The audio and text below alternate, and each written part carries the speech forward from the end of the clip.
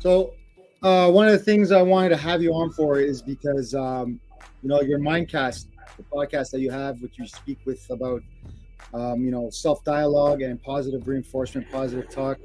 I firsthand have seen the difference in my life, and I listen to it, and it's very educational and uplifting. And I just want to get started on just talking about how you got started on that, and um, and why you do it. Okay.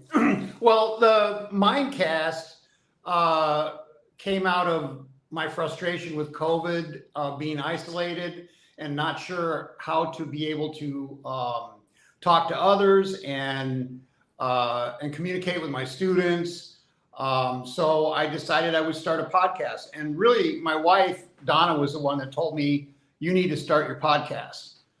You need to do a podcast." And I go, behind many successful men are women, leveraging us. And, she was right. And that was a smart thing. And COVID was a good time for me to kind of recenter because there weren't all the other distractions. So I could do a lot of writing. I could pull some of my I shouldn't say old, my former writing out and repurpose it. A lot of what I do in Mindcast is coming from the winning mindset program that I developed with my friend Jim Bro back in, let's see, when did we do that? We published the book in 2006. So a little bit about what my journey was. I've always felt like there was something that I could be doing more of in order to be successful. I'd observe other people and they didn't seem like they were any better than me or any smarter but yet they got better results. And that always kind of made me curious, like, why do they have this and I don't? Why do they get these results and I don't? And a lot of it had to do with internal communication. And I didn't realize it until I started working with other coaches and they talked to me about that. And they go, "Well, how do you talk to yourself?" And I go, What do you mean talk to myself? Like everybody else, most of the time I'm complaining or, I'm negative about myself or my circumstances. And they said, well, I remember my one coach telling me that you just hit it right on the head right there. That negativity that you're communicating to yourself all the time is the way you're going to be. That's how that's going to mold your character and your personality and your day-to-day influence. Do you believe that has to do with your almost like you're programming yourself, you're training yourself? And do you think that's more of a conscious or subconscious thing? Well, the interesting thing about I've been doing more research on memory, and memory has three areas. You have the conscious mind, you have the subconscious mind, then you have the unconscious. And I always thought, when people would talk about unconscious, I thought to myself, well, unconscious is when you sleep, when you're out, you get knocked out. Because I knew what unconscious was, right? I put a few people in that position before. But it's actually, there are actually different levels of memory and brain function. So the conscious mind is what we see right now. It's what we're integrating right now while we're talking. The subconscious are things that if I asked you, like, do you have any bad habits? You could tell me, yeah. So you're aware of them, but you can't really control them. So there are things that are more surface that but they're available to you. If you think about it, you can say, yeah, I could do better at this. So there's something that's in your subconscious that's directing you, but it's not deep. It's not real deep. And that's where the unconscious mind is. The unconscious is usually produced from trauma or highly charged emotional events. And sometimes we don't even know they exist. We don't know why we do stuff. Like, why do I act like this about this person? I'll tell you a good example for me is I have this, and I don't like to use the word hate, but I have this hate for bullies. Yeah. And I never understood why I felt so emotionally charged about it until I started thinking about some of the things that happened to me when I was younger that I tried to bury. I tried to bury them because they were painful. And that is part of my unconscious. Okay. And that comes out. And if I don't watch it and I don't notice it coming out, it can come out at the wrong times. And I have a problem controlling it. So, I'll get angry about when I see people doing things to others that I feel are power oriented, in a bully sense. And it could even just be the way a father's talking to their children, or a guy is, interacting physically with his spouse. And it just gets me. And like, I notice it immediately, and I start to feel like kind of angry inside. And so that's a good example of something that happened to me that is deep in my unconscious. And that takes a lot of time, and you have to really, in order to deal with those things and be able to recognize them, it might take therapy for some people. It might take just recognizing and taking responsibility for your actions or your part of that. People go, well, hey, what do you mean? You weren't part of that. Yeah, well, guess what? I was. If someone breaks into my car, I'm responsible for that just as much as that person that did it to me, believe it or not. Because my car was there, my stuff was in my car may have been unlocked. And if I don't take responsibility, then I'm a victim. And I'm not a victim. I'm not going to be a victim. So by taking responsibility for those consequences and learning from them, I empower myself. And that's a good example of how you can use your mind and use your internal dialogue to change the paradigm of something that happens to you. Why is it, do you think, what about the conscious subconscious, do you think drives people to always look for answers that are easier rather than to look for truths that are hard? And so that they can do that for the purpose of unwiring past habits or emotions in order to reprogram more positive a way of acting or perceiving the world. Well, here's the thing, and this is what, I like what you have there, real people, real talk. This is real talk right now. So our minds lie to us every day. They lie to us. They tell us what's easier to do. Oh, you don't want to do that. You'll probably fail. Oh, don't, that's too much work.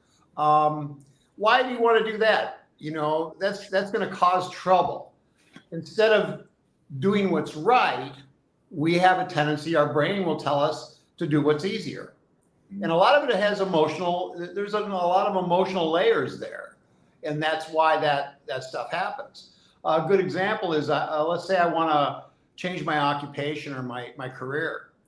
And people will tell you, your friends will tell you all the reasons why you shouldn't. Your brain will tell you all the reasons why you shouldn't. And what ends up happening is you end up focusing on what you shouldn't do. Okay. And that's very typical for most people. And that's very typical for all of us as humans. So I think what I try to do is I try to interrupt that process. And I try to always focus on where I'm going rather than where I don't want to go. And here's the thing about your brain, the way your brain works is there's a part of your brain called the reticular cortex. And what it does is it sorts information and it helps you look for things. It looks for solutions. It's kind of like a bouncer at the door of a club. It says, yeah, you can come in and you can. Okay. So that reticular cortex or reticular activating system helps you look for solutions.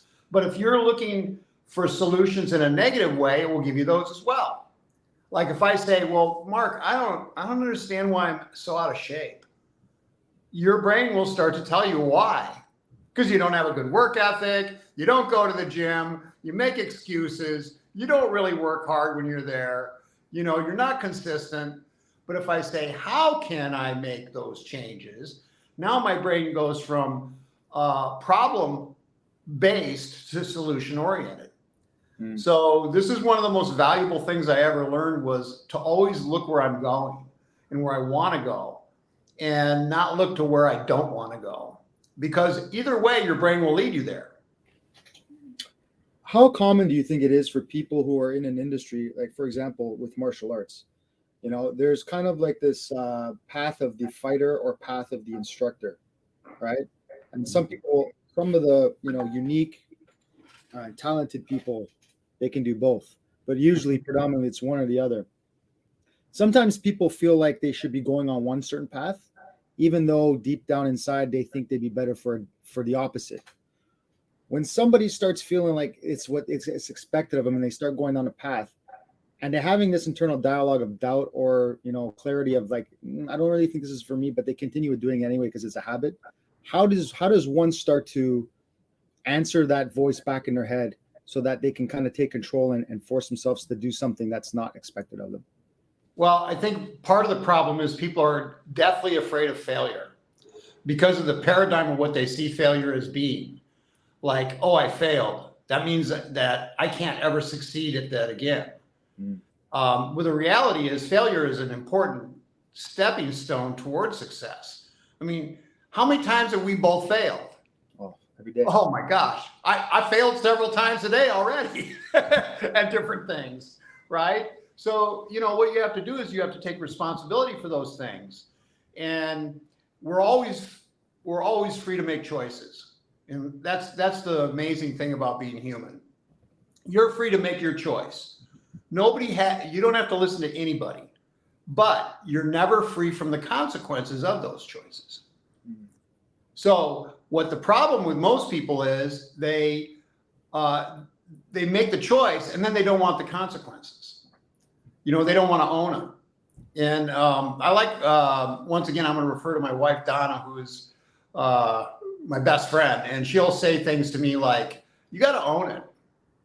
When you do something, if it's messed up, own it.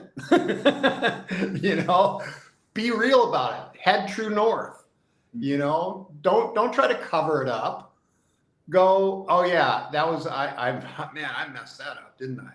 Well, I think the problem is when people try to hide things, it's because they already have probably a preconceived notion of themselves, or they've been embarrassed in their life already, so they know what the emotional result is going to be. But the problem is when they hide it and then it does come to light, they relive that traumatic experience again through a new experience because it's just giving them the same feeling they had initially when they wanted to hide it. And now they're really believing that they are this thing, that they're actually creating that matrix for themselves. That's like a loop kind of effect, like a hamster on a wheel. What is the most useful tool you have found that's going to help somebody stop that and just kind of get out of that? Wow, that's the most useful tool. I'm not sure because it depends on the individual, what works for them. In your experience. I will tell you though that the big thing is stop being afraid to fail. Stop being afraid of the labels that you put on yourself. I'll give you a good example. Back when it was in the early 90s, I decided I wanted to compete in full contact collie. Okay, so I got involved with, at that time it was WCAF. I got involved with that. I started doing national tournaments and I did pretty well. But I remember some of my seniors and my peers were like, dude, why are you doing that? Like you're an instructor. Why would you go out and do that? What if you don't do so well? What if you get beat by a guy who's a beginner? And you know what my answer was? So what? What difference does it make? I'm out there doing this for me, not for all the other people out there. And I had another guy who was a high level instructor say to me, and he was Filipino. He goes, nobody who's really good does this. And I said, well, then how do you know they're really good? Is that a backhanded compliment? What is that? Does that mean I'm not? But I was never afraid to do that. And even like I've competed in jiu-jitsu, as a blue and a purple belt, and I'm an old guy, like on the Filipino team, I was the oldest guy on the team at that time. So when we went to the Philippines, and I don't care I'm gonna experience life for what it is, and I'm gonna walk away with the experience and not put those I'm not even sure the word I'm looking for, those limitations upon myself.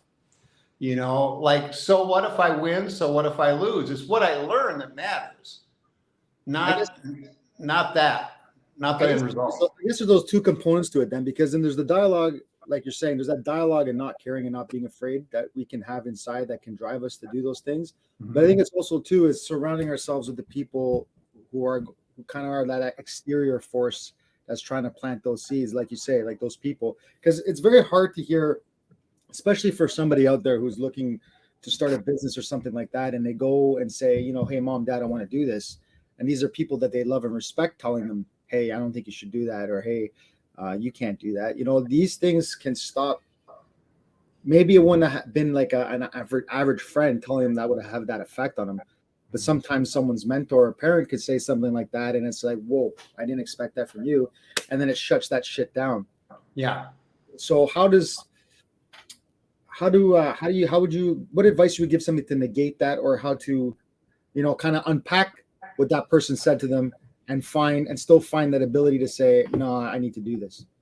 Okay, so first of all, be very cautious about negating things, that whether it be good or bad information. It's all information. It's all useful. Failure is super useful, and people giving you caution is super useful.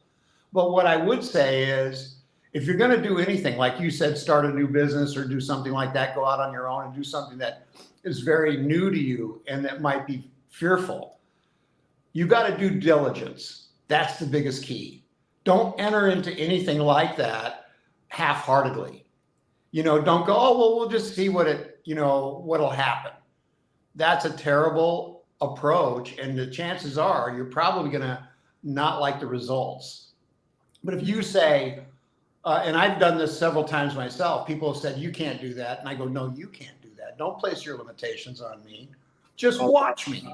Watch me. But here's the thing. I'm not just jumping in 2 feet. It's not like we just walked up to the edge of a cliff and someone says, hey, do you want to jump off that cliff into the water? Just watch me. No, I want to know how deep the water is. I want to know if anybody else has done it. I want to know if they lived. I want to know all these things. I want information first, and I'm going to do my research, and I'm going to find out the pros and cons. Then I'm going to decide on my own terms whether this is a good decision or not. But if you just jump in without doing your research or without doing your due diligence, your chances of failure are going to be much greater. So I'd say that's one important thing. Listen to other people, but don't let them control what your outcome is or what your decision is. Use that information, because I'm going to tell you something.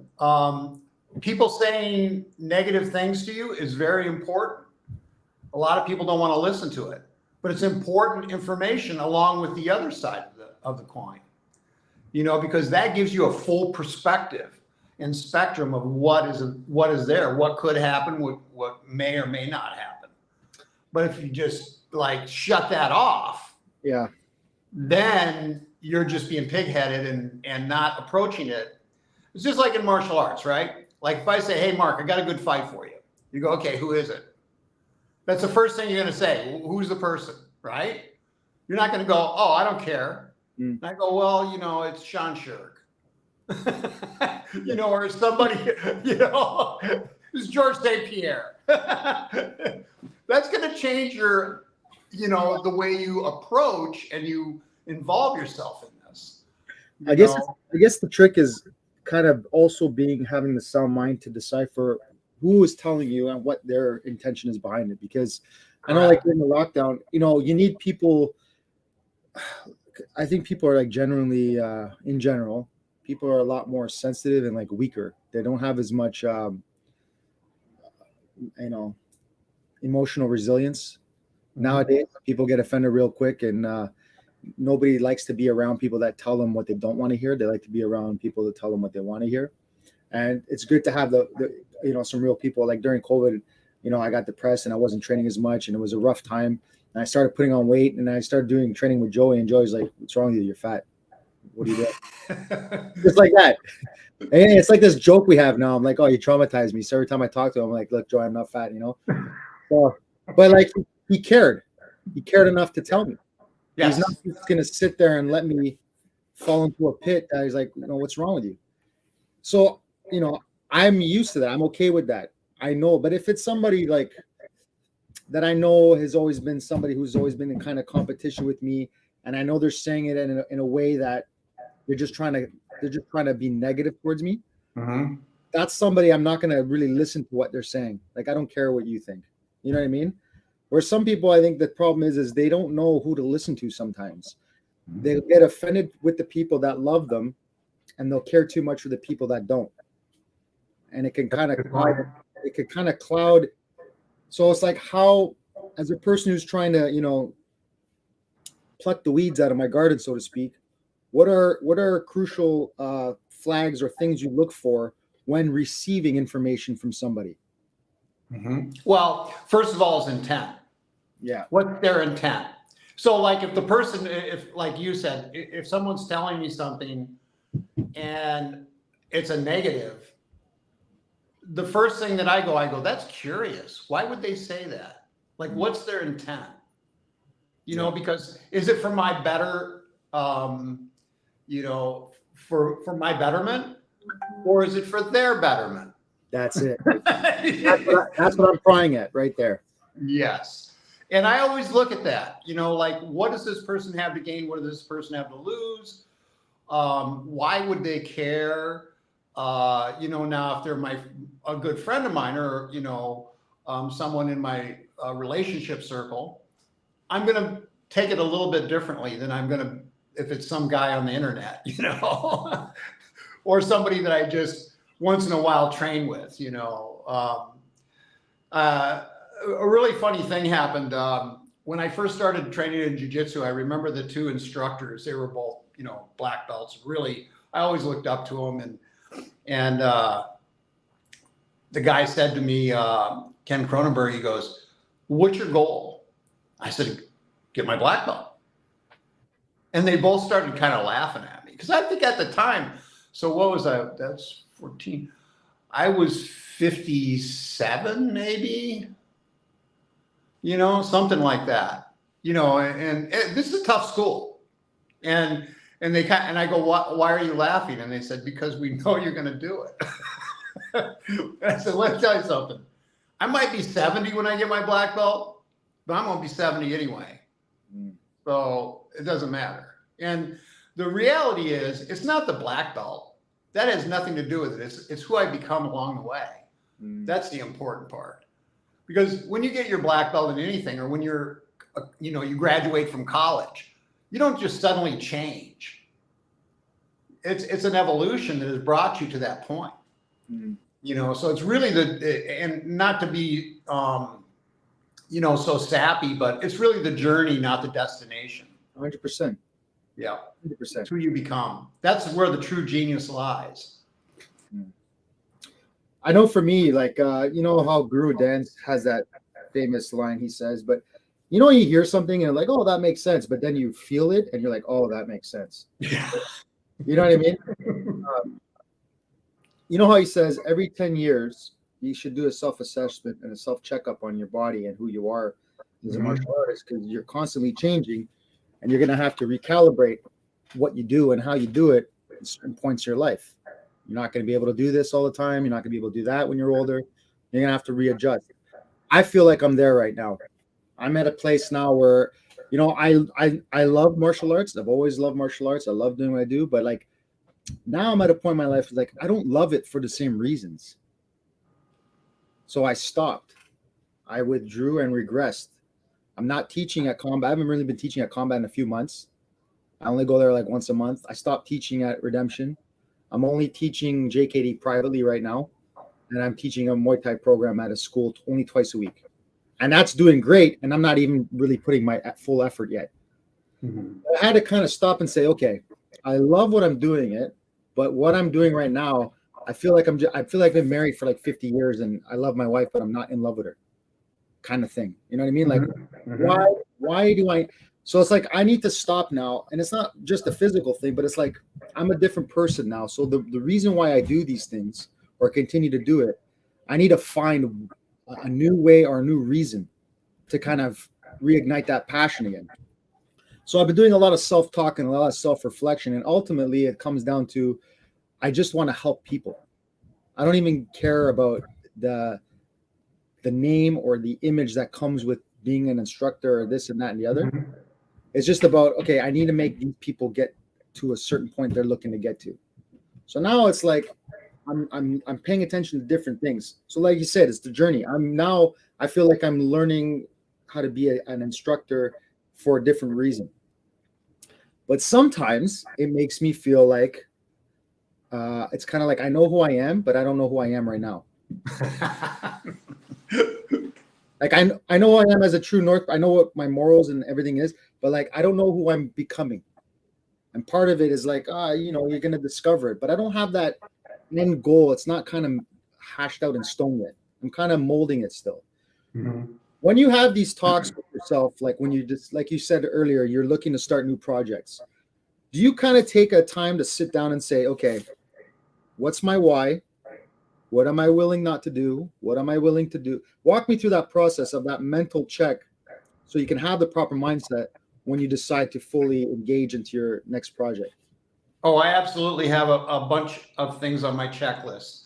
One of the first things that, and this sounds really, ironic, but one of the first things that I think about is keeping first things first, and beginning with the end in mind is super important. Like, what's this going to look like in 5 years? What's it going to look like in 10 years? What is my why?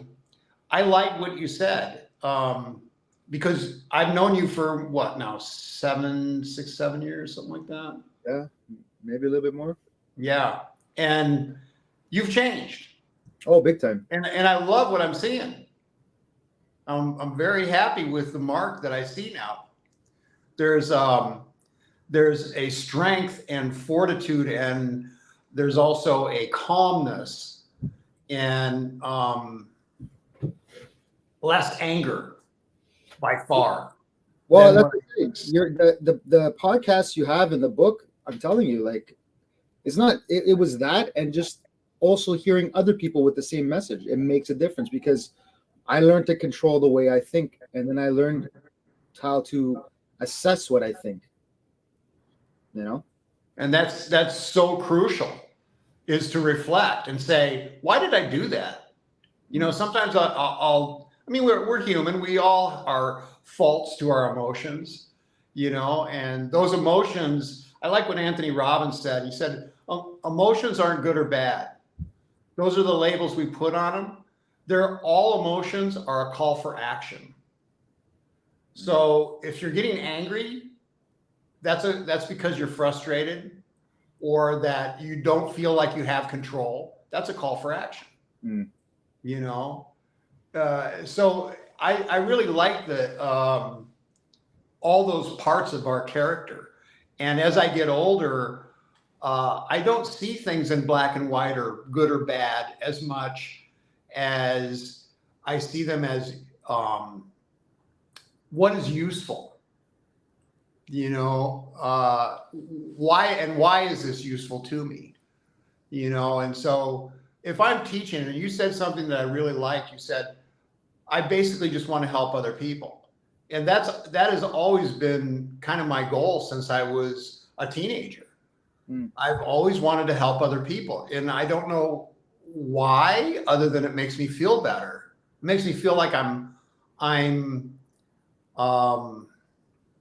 accessory, towards their success or their feeling of betterment or good. And that does things for me. Yeah. And I'm not a psychologist. I'm a coach. I'll say I'm an amateur psychologist because I've read probably 200 books and I've written a few. But being a coach means that you have to adjust. Like a coach has to look at the event and look at the situation and be able to adjust and think on your feet. Mm. And another thing that we talked earlier, you said, telling people what they want to hear. A good coach tells you what you don't want to hear. I actually ask my students sometimes, like if they come up to me when they're frustrated, or they'll ask me how they think the sparring session went, I'll ask them. It's like, well, what do you want to hear? Do you want to hear what you want to hear, or do you want to hear what you need to hear? Yeah, that's right. And they'll look at me and they'll be like, because before I start speaking, I want you to understand that there's a difference. There is a difference. What do you want to hear? Do you want to hear what you want to hear? I'll tell you the good points. Mm-hmm. Or do you want to hear what you need to hear? It's totally up to you. But either one, I'm prepared to give it to you. Mm-hmm. And sometimes some students, you tell them so, and this applies to all things, right? Not just martial arts, but like you tell somebody something, and oh yeah, I know. Okay, great. They do the same thing again. But I thought you knew. Yeah. So why, if you know, then why don't you apply? Yeah. Well, they recognizing and embracing are two totally different things. I find like even with my kids, if I ask them that, like, hey, you're supposed to have this done. Yeah, I know. Okay. And then it's not done. I said, why isn't it done? Well, but you knew. So now it's either you deliberately disobeyed or you're just lazy. Which one is it? And it's kind of like with the series of questions, they're going to come to that revelation all on their own without me having to put an emotional attachment on it. And they're going to own it because they're like, oh, I have no answer, but the truth now. I said, okay, what are you going to do about it then? Because I'll tell you what happens in the real world. If you don't do this, you don't get consequences. That's it. You know what I mean? We can't hide from those consequences. I feel like I've been doing that approach with myself, but I've been doing that approach with my kids, especially my older one. Mm-hmm. Because the dad enemy's like, I told you, you know what I mean? But I'm just gonna break it down like that, and then they get to the point where they're like, I don't even have to say anything. They're already like, oh shit, I messed up. Well, the difference is you're not telling them what to do, you're coaching them. So you're going from, and here's another thing, and I don't want to get too deep into this, but I'm just going to say this. A lot of parents want to be friends with their children. Yeah. No, you can't be a friend and a parent. Be that later. You have to be a parent. You have to tell them the things that they don't want to hear, and you have to stick to your guns. And this attitude where you go, don't do that, stop doing that, I told you not to do that, and then you get so upset that you just go, okay, just do this, go to your room. Well, now you've just stopped coaching and you're managing. Okay. And one of the things that I've found as I've been in leadership for 40 years now is that you can't manage people. You have to lead people. That's a great distinction. Coaching versus you can manage things. You can manage systems, but you can't manage people. That's something that was left over, and it's an antiquated approach from the industrial age. I got to write that down. And a leader understands that. And what leadership does, and just like what you're doing with your children now, is you're showing them how to find their best self, how to make the decisions on their own without looking at other people and other, for the answers, the peers or whatever for the answers. Or say, oh, well, I don't like the consequences, so that's the answer. No, right is right and wrong is wrong. And we all know that. But once again, our minds will lie to us. Will tell us all the reasons why we can get away with it or we can do this, and it won't really matter. But you're still, unfortunately, the principle is no matter what you do, there will be a consequence. Even Isaac Newton knew that. For every action, there's a reaction. So for everything you do, good or bad, there's going to be something that's going to happen. There's going to be a consequence of that.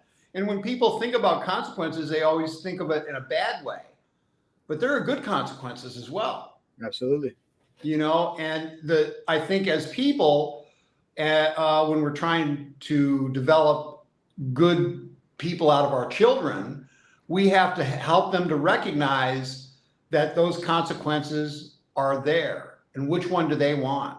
Do they want the good consequence or do they want the bad consequence? Because that's based on their actions and their decisions. I mean, you're free to make your decisions.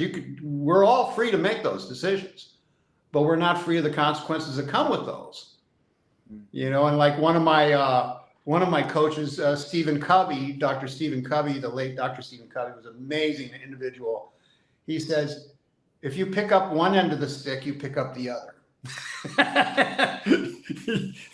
There's no hiding from it. And I always like that, because it's blatantly true. It's candor.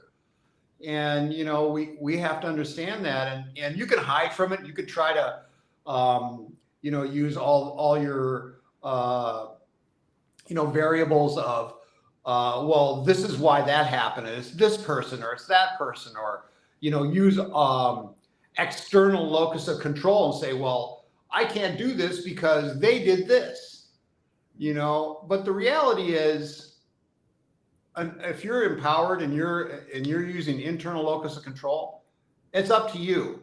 Yeah. It doesn't matter what other people are doing or saying, or it's up to you. There definitely are instances where like external forces are going to inhibit or prevent. Oh, yeah. But like you were saying, it's up to you to okay, this did happen, acknowledge it, but this isn't going to be the reason why I stop.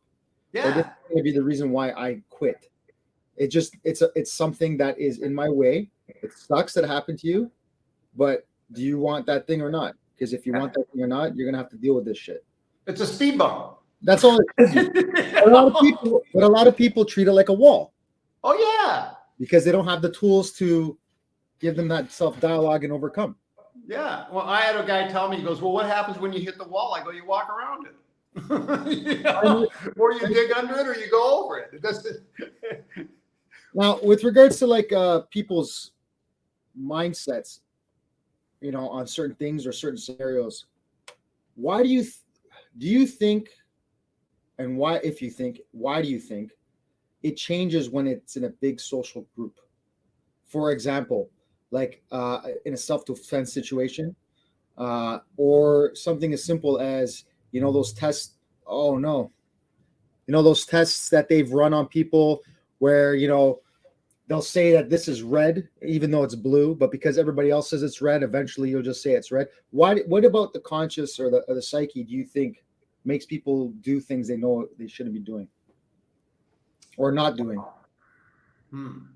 I think that's a pretty broad question. I think sometimes people they don't want to be the anomaly, because in this particular case, the anomaly looks like a weakness. It looks like being an outcast, but being the status quo is safe. Yeah. And people like safety, because what's safety? It's assured. What's the opposite of that? The unknown. So there are a few of us out there that get off on that stuff. And that's my question. Like, what is it? What is that trait, or what do you think that is in that person's, psyche that makes them make those types of choices? Because if that's something that it can be recognized or vocalized, like most people would strive to have that ability, I think. Oh, I would agree. And I think, and I might be wrong, but I think you're talking more about social situations. Yeah. Like, for example, somebody I know personally, I train with, he was on a subway recently on the TTC, and he witnessed a stabbing. Mm-hmm. Right. He even at the end of it, the tail end of it, he kind of pulled out his camera, and he was like, so kind of freaked out about it. But and you kind of watch it, and you see what the guy did, and you see how the other person tried to run from him, and then you see the crowd, right? And it's like, there's so many of them. There's so many people. Like, if we just think about it logically, right? You take away emotion and fear, stuff like that. by numbers, there are so many people that could have restrained that person. Mm-hmm. Number two, the guy running, fleeing, where are you running to? You're in a train. You can't get away, right? And, you know, like my initial reaction was like the guy had a backpack. So like I would have tried to be taken on my back because I can't run anywhere until I got to buy time in my head. I got to buy time, cover my vitals until maybe the door opens. Right. But it's like all those people standing there, there's an emergency line thing that they could hit, but everybody just gets like, but in my head, I was thinking about this today. I was like, if the person was calm enough or able to deal with this, or one person just yelled out, hey, pull the line, most people would have pulled that right away because they want to help as long as they're not putting their life in danger because their fear of their mortality. But most people get caught up in this. It's like this trance almost. It's shock. The deer in the headlights. Right. But I think that deer at the headlights too is also exaggerated by stabbings they watch in movies and shit. Right? As opposed to, you know, or the lack of emotional attachment. Because if it was somebody you knew, even if it was an acquaintance, you would feel compelled to help that person. But people don't have that anymore, I don't think. Or, you know, the fear of what we see on TV also inhibits us. But it's like, why does that part of the brain just shut off and that logical part get ignored, you know? And what's the difference between people who have that ability to say, like, I see a problem, I need to act? Like, I think this is such an important thing to study because as a martial artist as well, and we haven't even really been talking about martial arts, but it'll play in. Like, these are the things that people need to actually, I think, study and train their brain, their muscle in their brain to be in these kind of scenarios or put themselves at a level of intensity or adrenaline. And then, you know, like maybe spar for like a minute. And then in your rest period, fucking put a puzzle together while your hands are shaking. Or box and play chess. Yeah. You know what I mean? Because when you train to like problem solve in that kind of a state, I think that's invaluable. Right. And I don't understand why some people will just shut down or do certain or like the opposite effect. A mob, somebody goes to a protest with an opposing view, you know, and all of a sudden one person hits that person and that's it. Everything gets violent real quick. What is it about it where people who, you know, intelligent people just they're like a different animal in a social structure like that? I don't have the answer for that, but when you were talking, it was sparking a whole lot of things in my mind. What in coaching and performance coaching, we call that the performance gap. There's a lot of other words for it, the synapse. It's basically when you have stimulus and then you have response, it's that gap in between. And a really interesting thing about that gap is that's the moment that we have freedom. We have our freedom to choose. Yeah. What do we want to do? You know, and that's where a lot of people, you know, they shut down, as you said, because of the fear. But if that was happening to somebody that they love, they probably would not shut down because there's a greater drive there. There's a greater drive. But so there's a quote that I really love. It says, in between, at the point between stimulus and response, there's a gap. And in that gap lies the freedom of our choice. And that's a very powerful statement. Because think about it, like when you were talking about your children, you know, it's easy to be reactive, but it's not easy to be responsive. You know, it's easy to go, oh yeah, I'm angry now because you did this. But to be responsive and say, well, what am I responsible to do? What's my responsibility? My ability to respond? You know, what's the right thing?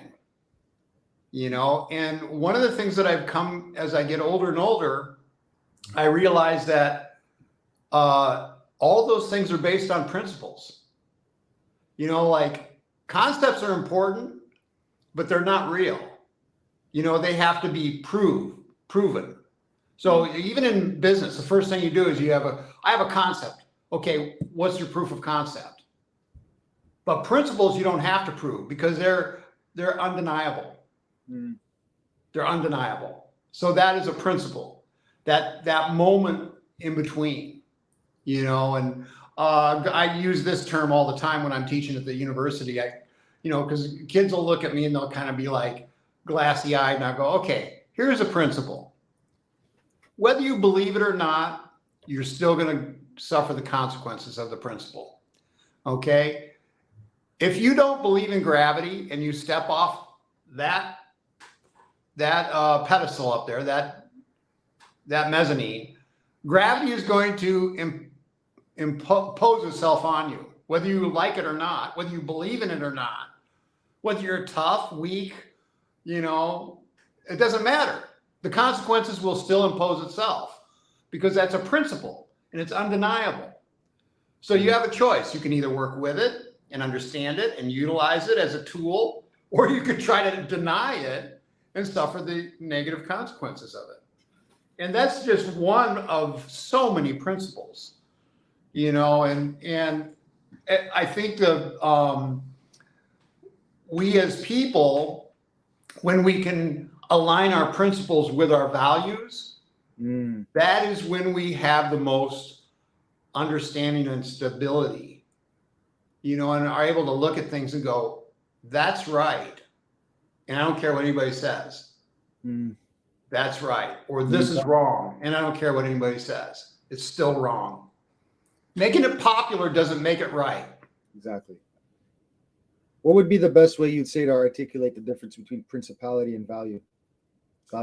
Well, principles are outside of us. They're external. They're laws. Principles are laws. They're rules. They're not ideas. They're not objective. They're subjective. Whereas values are internal. And I was just talking to my doctor this morning about this. I went to go see my chiropractor. I get a usual adjustment about every 2 weeks because I'm so hard on my body that I kind of need that maintenance. It's kind of like going and getting your wheels aligned, or your oil changed. And I told him, it doesn't matter whether you believe it or not, you're still going to be imposed by that. And even Hitler had values. He just didn't follow the principles of life. Okay. And that was the main principle was that he did not follow was respect for human life and dignity. And that's an important thing. If you don't respect human life, then you're going against the principles and there will be consequences. Yeah. Okay. So people can have values and those are their values. And what, as I put in my book, The Winning Mindset, which I would love it if your listeners would read that book, because it is really what my whole podcast and my entire approach is based on. The Winning Mindset. And once again, my podcast is available on all platforms. I make sure I get my stuff out there so people can actually listen to it or read. And the Winning Mindset is available on Amazon. It's available in 176 countries. Not a week goes by where I don't have somebody, who bought the book or somebody who's talking to me about the book or something. So it's a really interesting approach, and I think it's very valuable. But I talk about principles and how valuable principles are in regard to concepts. And values are emotions that we value. So if you have a value of love, that's an emotion. Okay? And love is a verb. It's not a noun. Right? It's not. Hollywood makes it into a noun. Yeah. And the media makes it into a noun. It's a verb. If you want more love in your life, you want more love in your family, love them. Show love. That's the best way to get love. So Those are values, but principles, on the other hand, are not internal, they're external, but they can be internalized. Yes. Yeah. Where values are not external. Values are objective. You can say, oh, that's your value, that's not mine. Whereas you can't say, well, that's your principle, that's not mine. It doesn't matter. I'm going to go back to gravity. If we both jump out of a plane and I have a parachute and you don't, because you don't believe in that principle, guess what? You're still going to be subjected to the consequence. So, and this is something that's really interesting. Another book I would really highly recommend is The 7 Habits by Dr. Stephen Covey. What an amazing book of the 7 Habits of Highly Effective People. I'll have to read that. And he calls them habits, but they're really principles. I follow a lot of his stuff, and here's another good example of, in competition, somebody has to win and somebody has to lose, correct? Correct. I mean, that's why it's a competition. Yeah. But in life, is that how it has to be? Not necessarily. No. As a matter of fact, it really doesn't have to be like that. Everybody can win. And an interesting paradigm that I shared with some of my fighters, we were talking about, they were getting ready to fight. It was a few months ago. And I said, hey, doesn't matter whether you win or you lose in the big scheme of things. Okay. Because you're really going to win no matter what. What are you winning? And one of the students said, well, what am I winning? I go, you're winning experience. You're winning that moment in time that nobody else in this room or on this planet is going to experience except you. That's a huge win. You're doing something you've never done before. That's another huge win. You're walking away with memories and ideas and thoughts and direction towards your betterment. That's another huge win. I can give you 20 of them, but you lost one thing. You lost on the judge's card. Okay. That's only one loss. Look at all the other things you won. Yeah. So, when people are like, well, I don't know if I should compete because what if I lose? Good. It's actually good if you lose, because it's going to make you be more frank and direct with yourself. Yeah. It's going to open up a whole bunch of, different things for you emotionally. Speaking on that, we're coming up to an hour, so I'll be making the last question. Okay. Kind of 2 questions. How often first of all, do you recommend having a self checkup with yourself, whereas you really ask yourself or confront yourself about certain things in your life that you want to fix, or that a weakness perhaps? What does that look like, and how often would you do that? Well, I don't know about, I'm not a big person on structure as far as, well, I've got to do this when it comes to my psychology. Okay. I have certain maintenance that I do that's going to help me to be more psychologically and physically healthy and emotionally healthy. And let's not forget spiritually healthy.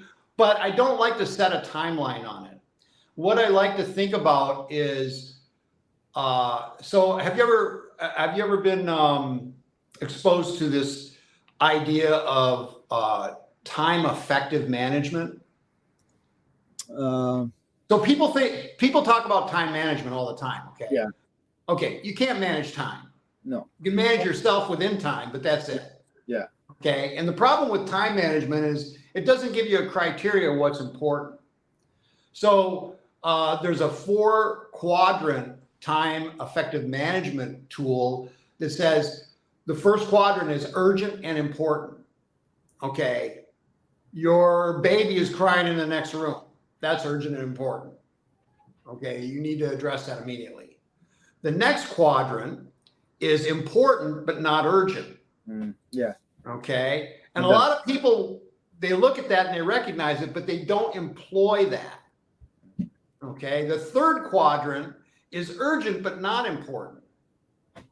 Okay. You're emailing me, hey, Kevin, I need you to do this. This is very important. We're on a timeline. Well, that's not important to me. It's important to you. So it becomes urgent for you, but that doesn't necessarily mean it's urgent for me. If I want to help you, now that becomes important, but not urgent for me. Yeah. Okay. Now here's the fourth one, and this is the one most people mess up on. It's not important and it's not urgent. That's like doing stuff like just, arguing with people on the internet about, things that have no value to you and just make you frustrated. And I'm not saying to you, but to others, and make them frustrated. Things that really don't offer anything. Watching stupid TV,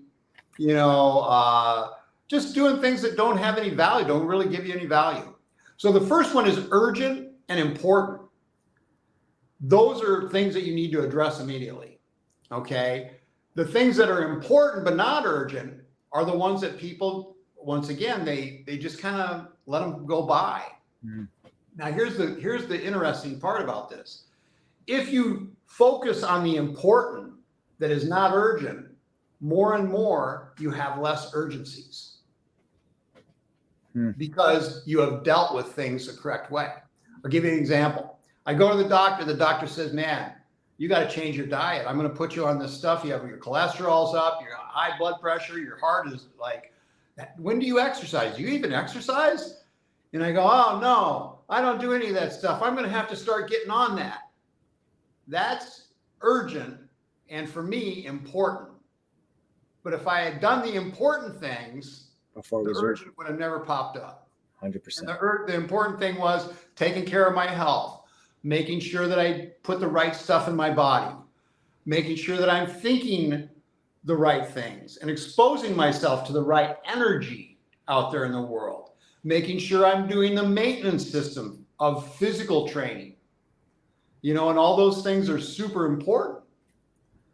It's getting really dark in here right now because we have a storm coming over. It's not really, I think it's only 1 o'clock, but look how dark it's gotten. So anyway, not to interrupt that, but that's something that I think is very valuable, is to look at yourself and what's important. Like when your family, it's one of the things I've always regarded with you, Mark, that we've talked about this. Your love for your children is undeniable. They are the most important thing in your life. 100%. 100%. Family first, 100%. And, if I were to say, hey, I can take everything away from you, but I'm going to leave you, one thing, I know what that answer would be. 100%. Listen, thank you so much, Sifu, for making time and talking. You're welcome. I know a lot of people are going to benefit from this. Definitely check out the Winning Mindset and start following the Mindcast. I listen to it. It helps. Gives me great ways to think and strategize about my life and prioritizing. And once again, Sifu, thank you so much. Have a great day. You're very welcome, and thank you for the opportunity. Bye, Mark. Bye. All right, Sifu, we're done. Excellent.